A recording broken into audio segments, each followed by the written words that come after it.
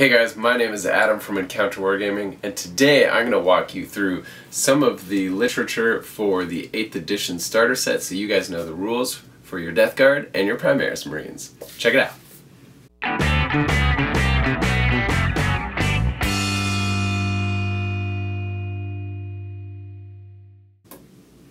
Basically what I'm going to do is I'm going to go page by page and walk you through these books. I'm going to show you all the rules, talk to you about my thoughts of how I think they're going to impact the game, and yeah, just basically let you know what all of your stuff does right out of the box for your starter set. It's going to be really fun. I'm excited to find out exactly what the Primaris Marines do, the Hellblasters, the Inceptors, all of that for the Death Guard. What do some of those characters do, and just kind of get a feel for what do these armies feel like. Do they stay true to the fluff? Are they going to be fun? What's the how do they balance, right? How do those points and power levels work? And so all that stuff's in there, and I can't wait to show you guys. So let's jump right in. So let's get started with part 2 by going with the Primaris Space Marines. So we're all interested to know the rules. I mean, we've kind of talked about it already, but let's go through the starter set books and just kind of take a little examination of how we think that's going to affect the game.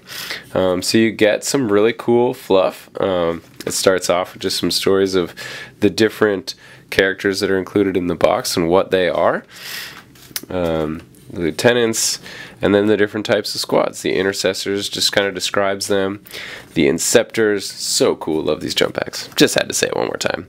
The Hellblasters, a little bit about the Ultramarines in general, their squad markings, some of the other chapters, but then also the Ultima founding, which is the original founding of the Primaris Space Marines, gives you some of the chapters that they can go with as well. And here, some great artwork in this book of all the Primaris models painted up. And then here we go, we get to the rules. So, let's start off. I assume all of the units have "And They Shall Know No Fear," which is the unit can reroll failed morale tests. That's pretty sweet. Make them more survivable. Not quite the same as what it was before, but I think for the style of the game for 8th edition, it's going to work out nicely. And so, it just says, all adapted starters units are drawn from a chapter. And so you pick your chapter, Ultramarines, Raven Guard, whatever it is, right? And, then you pick your... So you pick that keyword, and then if it doesn't specify which chapter it is drawn from, then it will have the chapter keyword. Right, okay, so certain ones are specific to certain chapters, and certain ones let you choose in which case you choose. Alright. And then, obviously, if you were to include a captain in Gravis Armor, you'd have to decide what chapter he is from. It's changed to Blood Ravens, that's their example. His Rights of Battle ability would only work for Blood Ravens. So there you go. So they're trying to make it so that we don't get all these crazy mixy-matchy armies like we did before. So you have a captain. He's the captain for the chapter that you're buying him for. So let's zoom in and take a closer look at his rules. Alright. Okie dokie. So we can see power level 8. So he's quite a mamma jamma. And here's the stats: movement 5, 2+ weapon skill, 2+ ballistic skill. So he's a beast in shooting and combat. Strength 4, toughness 5, 6 wounds. So you're gonna need a lucky last cannon shot to really take this guy down in one hit. Whereas before, a Space Marine captain, because they're only toughness 4, you could instant kill him, but that's not how the game works anymore. So it tells you his war gear. He's got a Mastercrafted Power Sword, a Boltstorm Gauntlet, and he's got an Iron Halo. So pretty cool. So he's got They Shall Know No Fear and then Space Marine chapters, which we just explained on the other page. Rights of Battle. So you can reroll all hit rolls of 1 made for friendly chapter units within 6 inches. So that's pretty cool. He's kind of got this buff ability for the battlefield.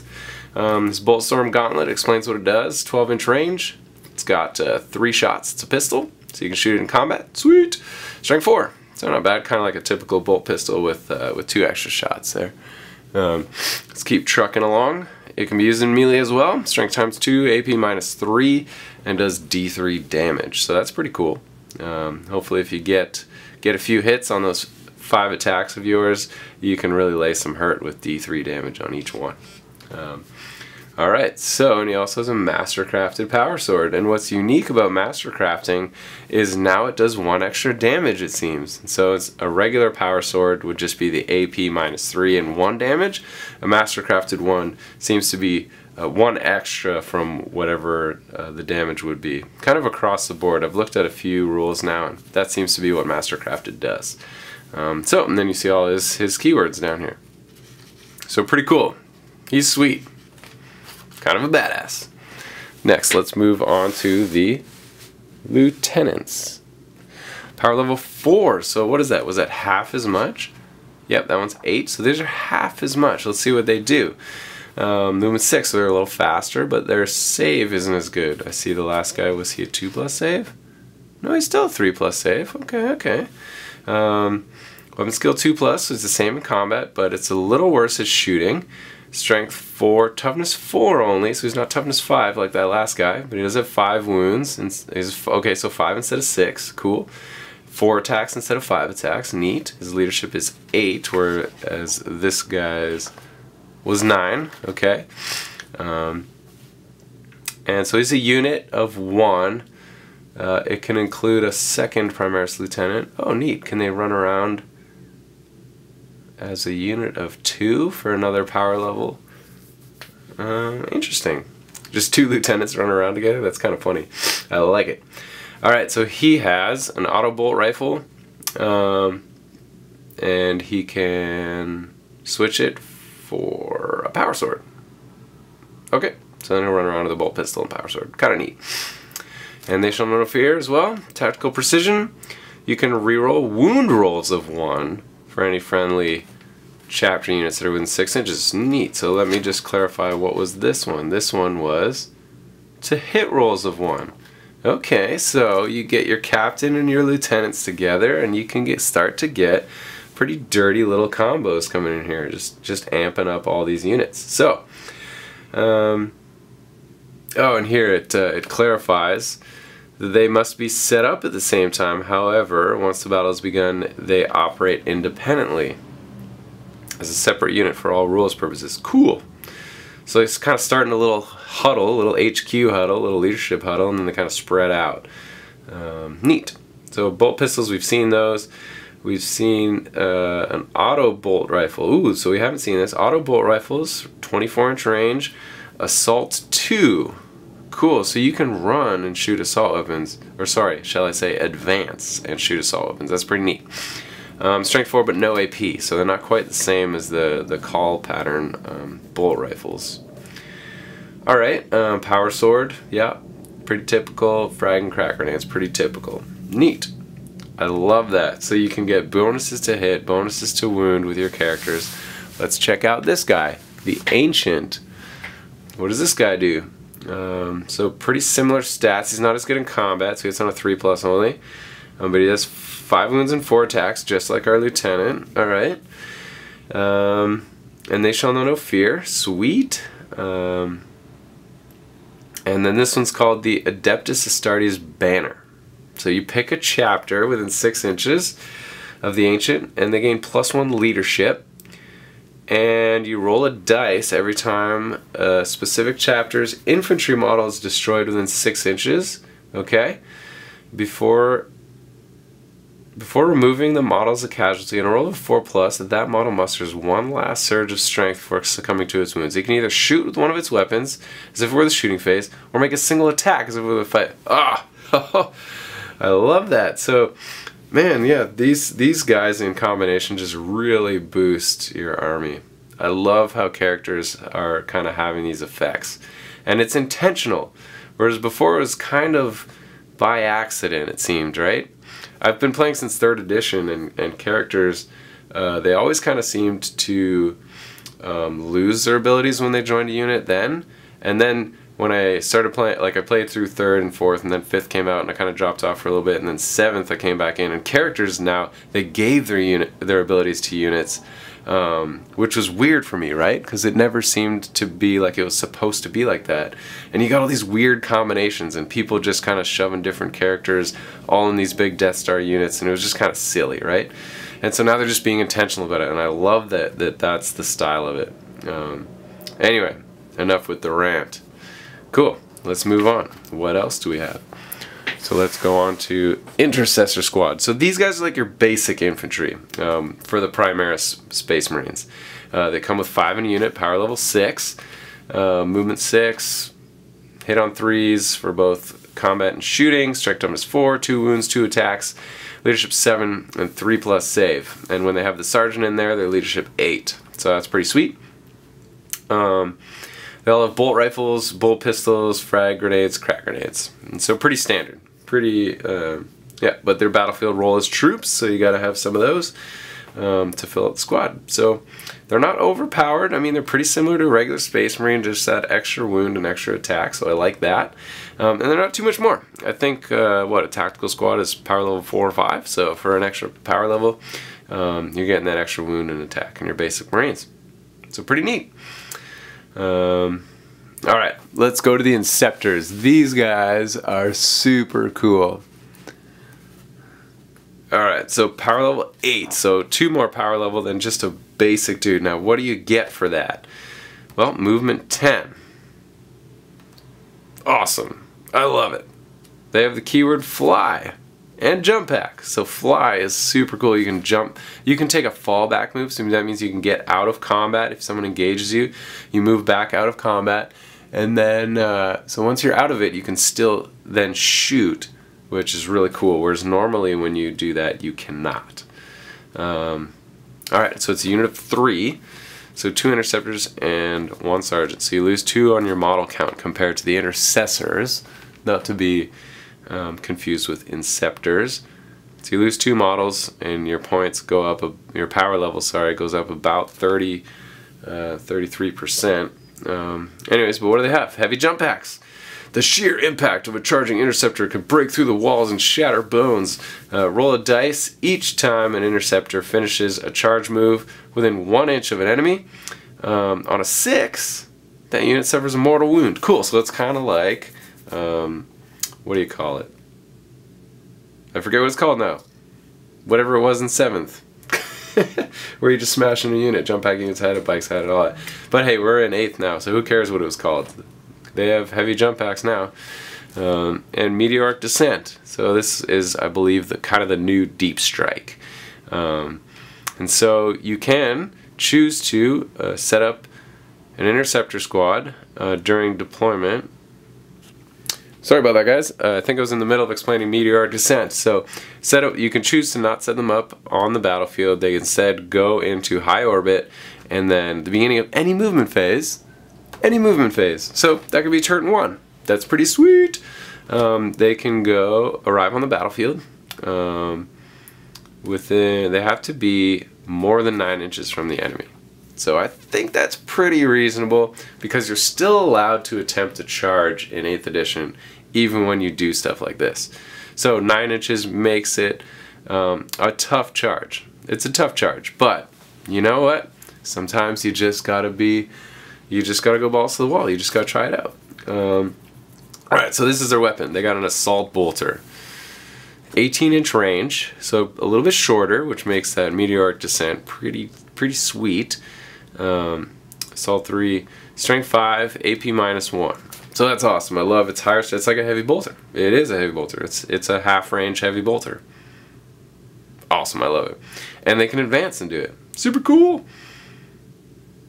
And yeah, fly makes them just so dirty. So even if you get countercharged, right, next turn you just jump out of combat and then blast away again if you're still alive. So there you go. Alright, Hellblasters. Let's check these guys out. These guys are so cool. Power level 10. Like, whoa. Talk about expensive. Movement 6, hit on 3s for both combat and shooting. Strike toughness 4. So same stats as the intercessors. Oh, something to note too. The Inceptors. I missed this. Their toughness 5. Handy. So super tough. That's that makes them power level 8 for 3 models for sure. You just have that little bit more survivability. So here we go, back to the Hellblasters. Alright. What do they have? This is what makes them unique right here. The Plasma Incinerator. So it's not a plasma gun. This is different. Okay? Range 30. Rapid fire 1. Okay. Strength 7. Minus 4 AP. That's pretty high. And then here's its ability. So in italics here, I don't know if you guys can read this. I'll read it out for you. Each time a model fires a plasma incinerator, it can supercharge the weapon before firing. So you choose. It seems like you get a choice here. If it does so, increase the strength and damage of the weapon by 1 this turn. For only hit rolls of 1 when firing a supercharged plasma incinerator, the firing model is slain as the weapon explodes. So you don't get a choice. It's not like a mortal wound. It's not like, you know, you just take a wound or whatever. It's just you die. But your weapon becomes super dirty. It's strength 8, damage 2. So you just rock up to a Land Raider, just blast a hole in its side with your plasma incinerators. I love that.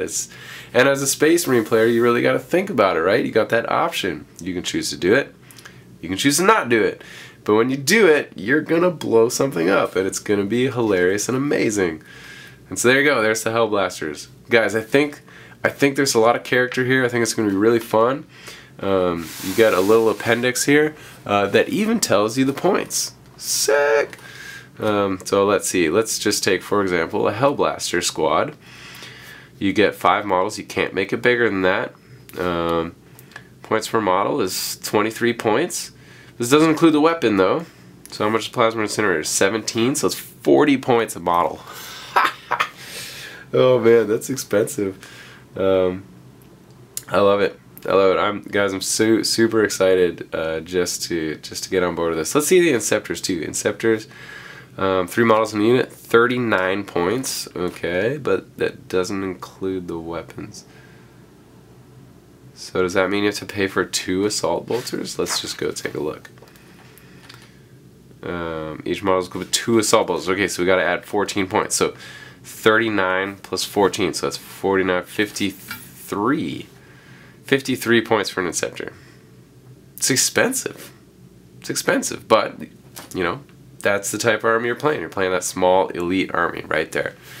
Cool. Well, that's the rules right there, guys. Let's check out the Death Guard.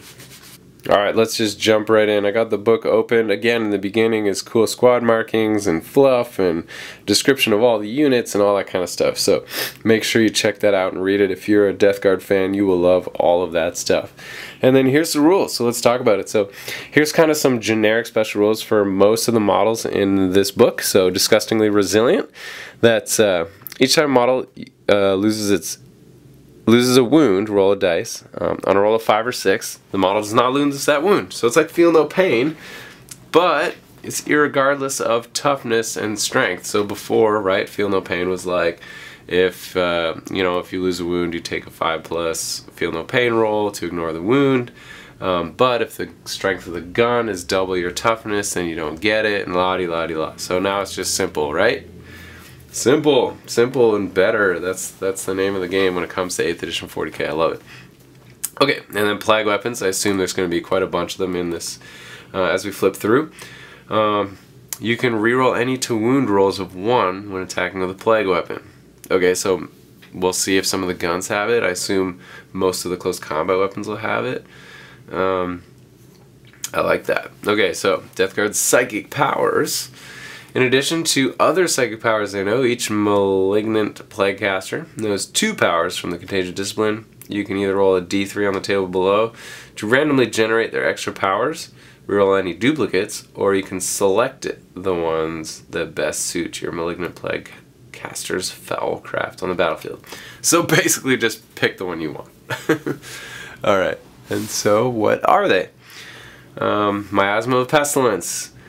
Warp charge value of 6, and just remember guys, you roll 2 dice and you need to equal or beat that to cast it, right? So warp charge value of 6, so pretty easy to cast, but you know, it's not going to go off every time.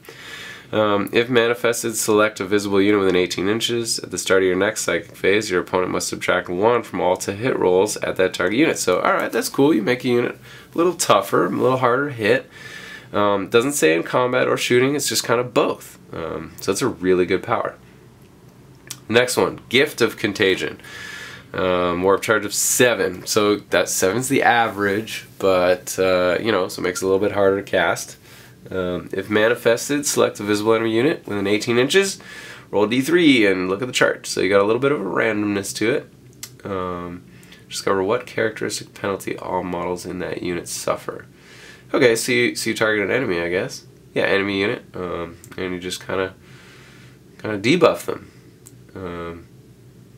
And can't reduce their stat to below 1, and it goes until the next psychic phase. So, Fly Blown Palsy, it's -1 attack, Muscular Atrophy, -1 strength, or -1 toughness. Ooh, that could be dirty. Neat, I love it. And then last one is Plague Wind, warp charge value of 5. So this one's basically fairly easy to cast. Same thing, visible enemy unit. Okay, so against the enemy, 18 inches of the psyker, roll 1 dice for each model in that unit. Ooh, suffers a mortal wound on a 6. Yikes, that's dirty. For each model in that unit, ay, watch out for like big swarms of gaunts and stuff. Like, ooh, that's not nice. That one's really good, and it's so easy to cast. Oof, wouldn't want to come up against that. Well, all right, let's look at some of the rules for these guys. So your Lord of Contagion, power level 9. Woo, that's one more power level than the Primaris captain, dude. All right, movement 4. Ooh, he's slow. Wow. Hits on 2, strength 4, toughness 5. It's good. He should be toughness 5. He's Nurgle. 6 wounds, 4 attacks. So actually 1 less attack than the Space Marine dude, but same toughness, same wounds, same leadership. He does have that bet. Oh no, yeah, save 2+. Okay. So he's got disgustingly resilient. So that's at 5+ to ignore wounds. And then he's got some gifts. Nurgle's gifts. Let's see. All Death Guard models within 7 are surrounded by a deadly aura of plague and disease. Roll a dice for each enemy unit that is within 1 inch of them. Roll a 4+. That unit suffers a mortal wound. Ooh, so you just slowly whittle down that enemy as they spend time in Papa Nurgle's cloud of influence. Dirty. So he's got Cataphractii armor, 4+ invulnerable. Beautiful. Ooh, but he doesn't advance as fast, so he's really slow. Yikes. Teleport strike. Neat. So instead of setting him up on the table, you put him in the teleportarium chamber instead. If he does so, he can teleport. At the end of any of your movement phases, when he does so, set him up anywhere so he's 9 inches from any enemy models. Cool, so he just deep strikes in. So that helps with the speed issue, because it's certainly an issue, isn't it, guys? Look at that. Alright, let's look at his weapons. So he's got a Plague Reaper. It's a melee weapon. Strength +2, that makes him strength 6 in combat. AP -3. Dirty, so Space Marine's only getting a 6+ save against that. Oof, not nice. And damage 3, so he's just slaying Primaris Marines up in here. Alright, and then some keywords which don't seem to influence anything too much. If it does, we can go back and just clarify what they are again. So let's check out the Plague Caster. Power level 6. Alright, neat. So movement 5, a little bit faster. Hits on 3s. Strength 4, toughness 5. He should be toughness 5 for being Nurgle. 4 wounds, 3 attacks, leadership 8, and 3 up save. Cool, cool. He's armed with a corrupted staff, a bolt pistol, blight grenades, crack grenades. Alright, alright, alright. I'm interested to see what the blight grenades do. He has disgustingly resilient as well. Pestilential Fallout. Ooh, what's this? Each time a malignant plaguecaster successfully manifests a psychic power with a psychic test of 7 or more, the nearest enemy unit within 7 inches suffers a mortal wound after the effects of the psychic power have been resolved. Dirty. Huh. I like that. So just like exponentializing the effectiveness of your psychic abilities. Neat. You can attempt to manifest 2 psychic powers in each friendly psychic phase and attempt to deny 1. Okay, so I like how they're doing that. So they let you deny half as many as you can cast, and so that way it still gives that feel of being more offensive than defensive with psychic stuff. But the more psychers you have, the better you are at defensively guarding yourself against that. So that's pretty cool. Malignant Plaguecaster knows the Smite power. Yeah, so we already knew that every psyker always knows Smite. And then they also know 2 psychic powers from the Contagion Discipline. Cool. So your psychic disciplines are still a thing. Corrupted Staff. What does it do? +2 strength, -1 AP, and random damage. D3. Cool. The Blight Grenades are... Okay, they're plague weapons, so that's the difference between a Blight Grenade and a Frag Grenade, it seems. So they're still Assault D6, but they're plague, so they reroll those 1s. Alright, and that's pretty much it for those guys. Let's see what's next. The Nauseous Blightbringer. So let's see what this guy is like. He's power level 4, so that's the same as the Lieutenant and the Banner Bearer for the Primaris Marines. Movement 5, 3s to hit. Strength 4, toughness 5, 4 wounds, attacks 3, and leadership 8. He's armed with a Cursed Plague Bell, a Plasma Pistol, Blight Grenades, and he's also equipped with a Toxin of Misery. Ooh, what the heck is that? Oh, it says under his abilities and under his weapons. I was looking for it under the weapons, but it's up here. So Disgusting Resilient as well. And then the Toxin of Misery, let's check it out. So enemy units must subtract 1 from the leadership while they're within 7 inches. Oh, of any Nauseous Blightbringers. Enemy Psychers must subtract 2. In addition, if a Death Guard unit is within 7, when it advances, you roll 2 dice and get rid of the lowest. Okay, cool. So he makes the Death Guard units faster. And that's where the keywords come in handy. Discard the lowest. Yeah, when they advance. And so what was the thing with the Lord of Contagion? It was the Cataphractii armor. Half the results. Okay, so this guy lets you roll 2, pick the highest, but then your dude still has to half the result of that. So you're hoping for that 6, so you can still go 3. Actually, even a 5 lets you still go 3 because you round up. Plasma Pistol, we know what those do. AP -3, strength 7.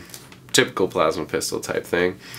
But, oh, this is cool. You can still supercharge it. So the Hellblaster is not the only one you can supercharge. Cursed Plague Bell. It's a plague weapon in melee.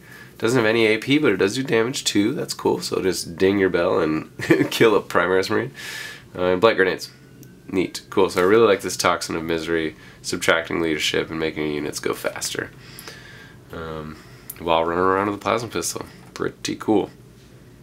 Cool. Plague Marines. What do they do? Alright, so it's a unit of 5, and you can increase it by paying, more power rating, so power level 7 for 5 models.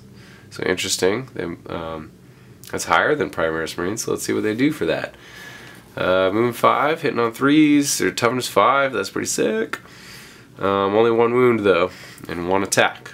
So kind of a trade-off. You take that toughness to lose the wound and attack in comparison to the Primaris. They have Plague Swords and Power Fist on the Champion. 1 Marine is armed with a Plasma Gun and a Plague Knife. All of the Marines have Bolt Guns and Plague Knives. They all have Disgustingly Resilient. Pretty cool. As they should. Bolt Pistol, we know that. Plasma Gun, we know that. Plague Knives, they just count as Plague Weapons in melee. That's pretty cool. Plague Sword is reroll all failed to wound rolls. That's pretty beast. I like that. And the Power Fist, pretty neat as well. We know what Power Fists do though. So pretty standard. Yeah, they come with the Plasma Gun, which I like. You cannot do that on your regular Troop Choice Primaris Marines. So a little variety there. You hear that police car going by. Welcome to the city of Toronto, folks. Alright, let's look at this cool thing. So the Fetid Blight Drone, power level 10. Woof, that's expensive. What does he do? hitting on 4s all around, toughness 7, 10 wounds, leadership 8, 3+ save.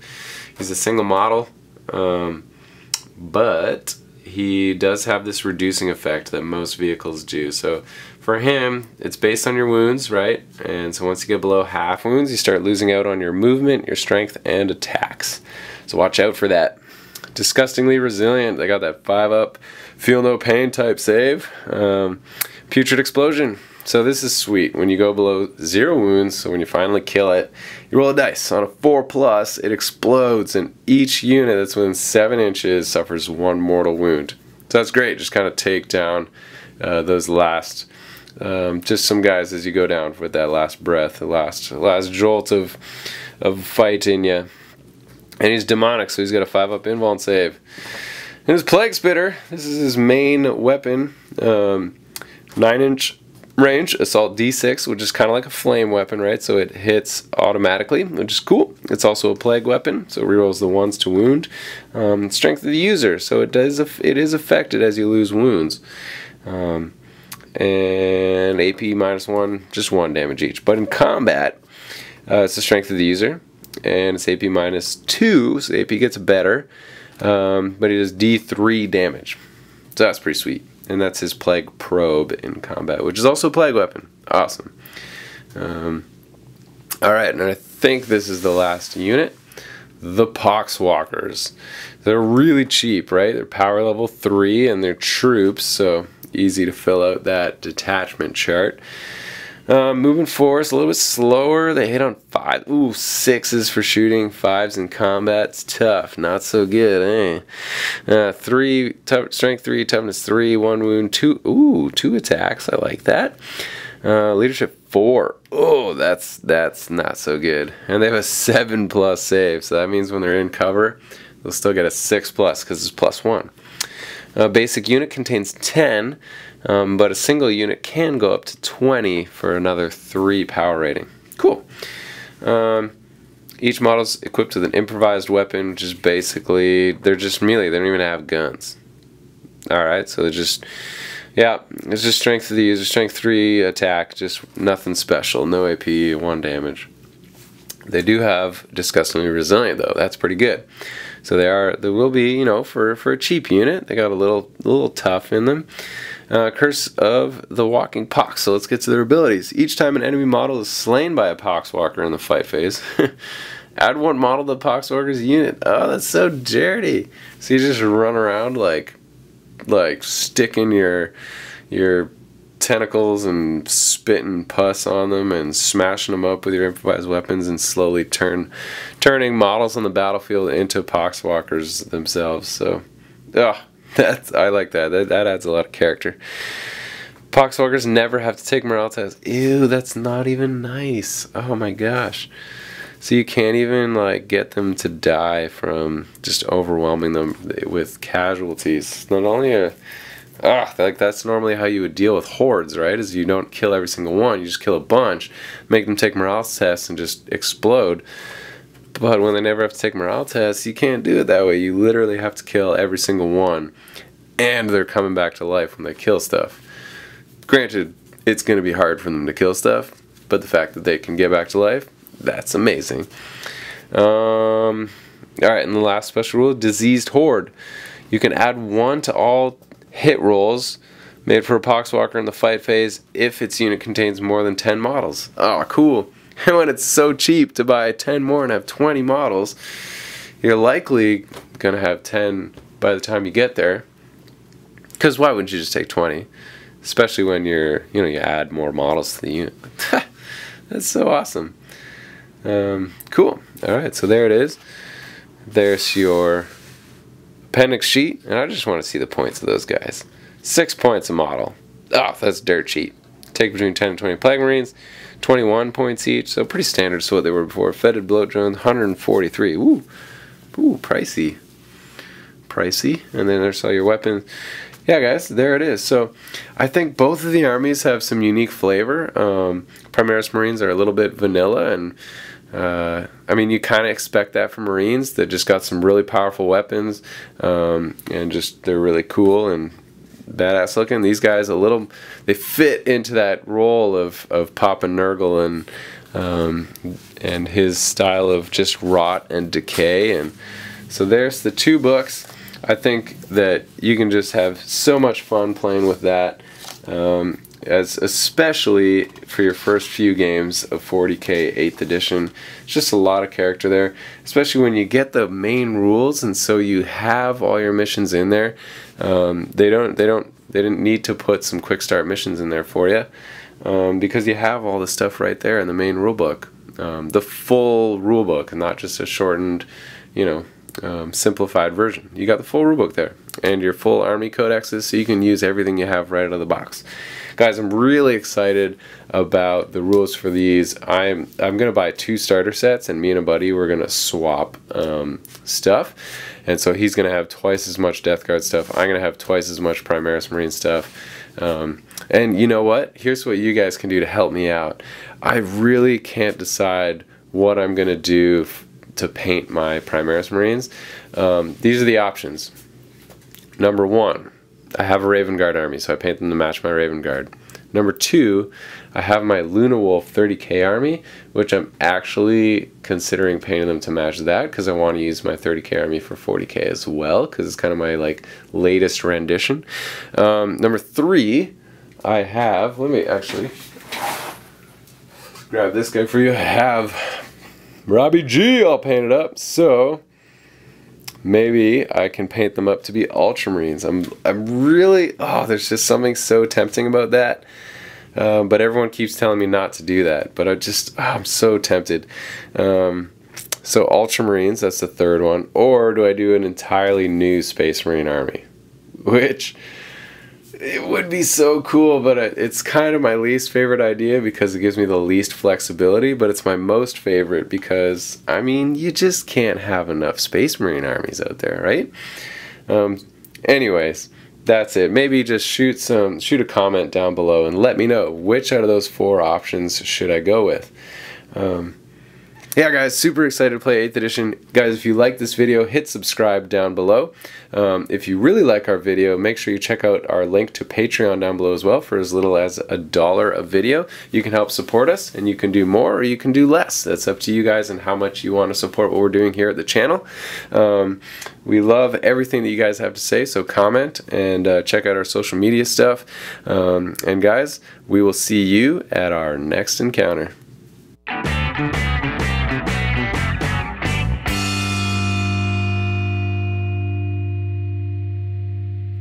Like a monkey in a rocket on his way back home. Okay.